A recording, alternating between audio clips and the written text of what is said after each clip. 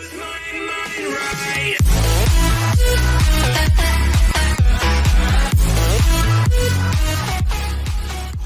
teman-teman, jadi pada video kali ini aku akan share lagi apa itu Fibonacci retracement. Tentunya ketika kita adalah seorang trader, maka kita akan sering mendengar yang namanya Fibonacci retracement, bukan? Nah, pada video kali ini kita akan bahas secara tuntas apa sih Fibonacci itu dan bagaimana cara penggunaannya. Nah, sekarang langsung aja, tanpa berbasa-basi kita menuju ke pembahasannya. Fibonacci retracement. Fibonacci menjadi salah satu indikator populer baik di kalangan trader, dikarenakan dapat memberikan sebuah informasi level support atau resisten. Kemudian, secara umum, Fibonacci membantu dalam trading dengan memberikan informasi potensi harga akan kemana nantinya.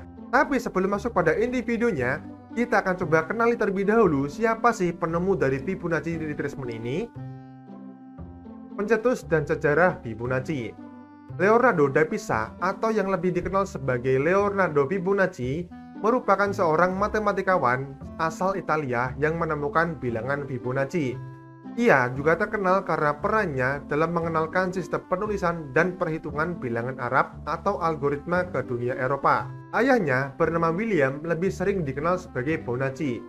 Maka dari itu, Leonardo memiliki julukan Fibonacci yang berasal dari kata Filius Bonacci yang artinya anak dari Bonacci. Kemudian, Fibonacci banyak menulis buku yang dimana salah satu yang terkenal dan menjadi tonggak awal penggunaan angka Arab adalah Liber Abaci.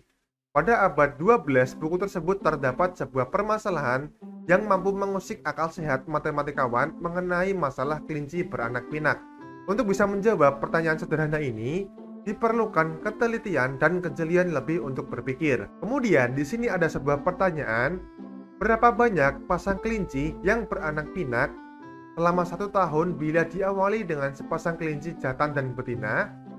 Kelinci tersebut tumbuh jadi dewasa dan kawin setelah mereka berumur 1 bulan. Sehingga setiap 2 bulan, masing-masing kelinci betina selalu melahirkan 2 sepasang kelinci baru.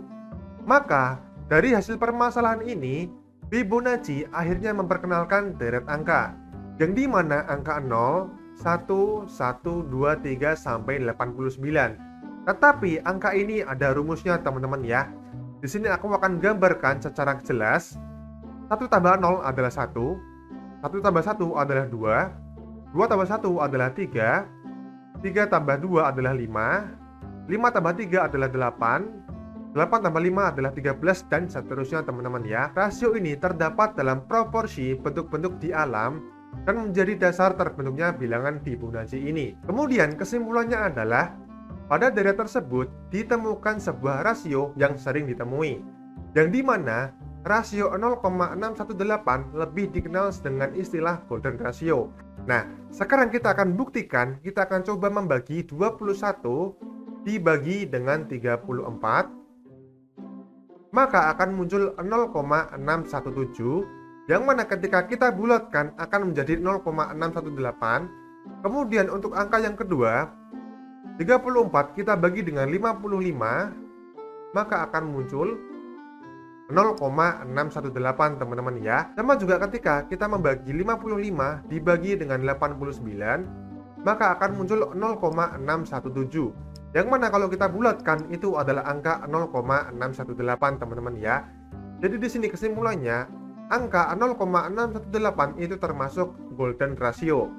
Kemudian untuk poin yang kedua, tidak sedikit dari seorang trader menggunakan rasio Fibonacci sebagai alat ukur untuk mendapatkan area-area yang bisa dijadikan sebagai acuan untuk mengambil posisi yang berpotensi menghasilkan keuntungan dalam dunia trading. Oke teman-teman, untuk cara yang pertama itu adalah swing high, yang mana pada pergerakan pasar di saat uptrend, yang perlu Anda lakukan adalah menarik Fibonacci dari swing low di area bawah ini ke swing high di area paling atas yang bisa Anda lihat di gambar di bawah ini.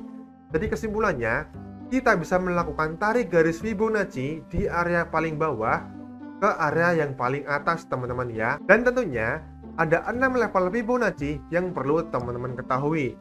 Untuk level yang pertama itu adalah 0%, level yang kedua 23,6%, level yang ketiga 38,2%, level yang keempat 50%, level yang kelima 61,8%, level yang keenam itu adalah 100% teman-teman ya. Sekarang kita akan melihat ketika harga pasar itu downtrend, maka akan seperti ini teman-teman ya.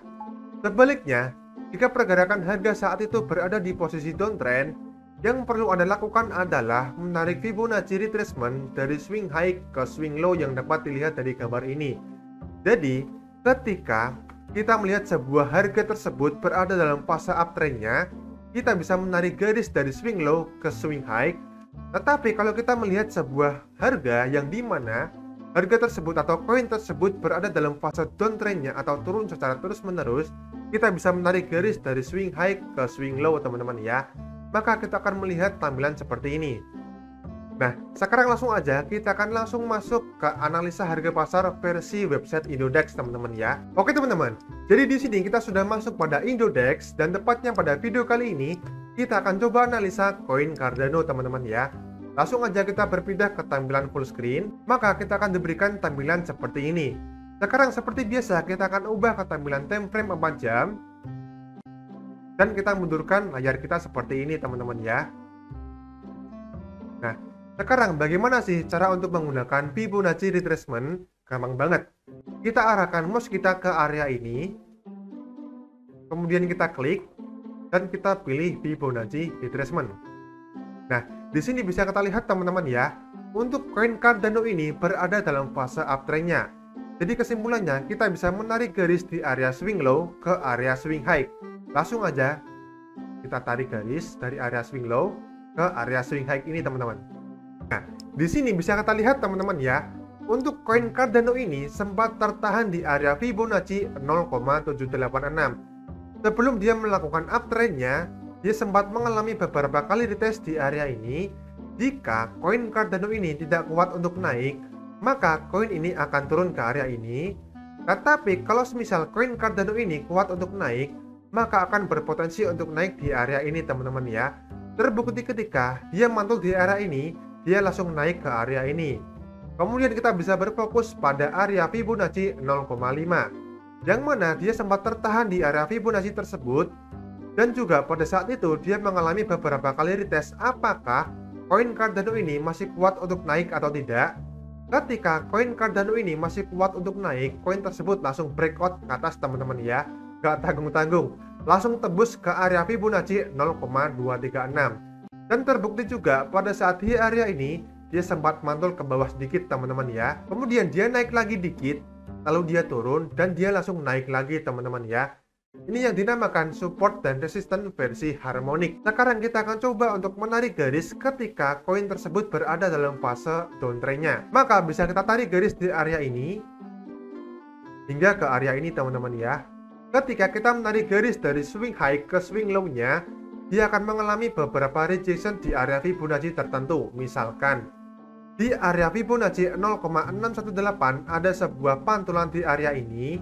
Kemudian di area Fibonacci 0,5 ada juga pantulan di area ini. Lalu di area Fibonacci 0,382 ada juga di area ini. Dan juga di area Fibonacci 0,236 ada juga area pantulan di area ini teman-teman ya. Terbukti ketika pada saat ada pantulan di area Fibonacci tertentu, maka akan ada potensi untuk kita bisa menentukan harga akan kemana teman-teman ya.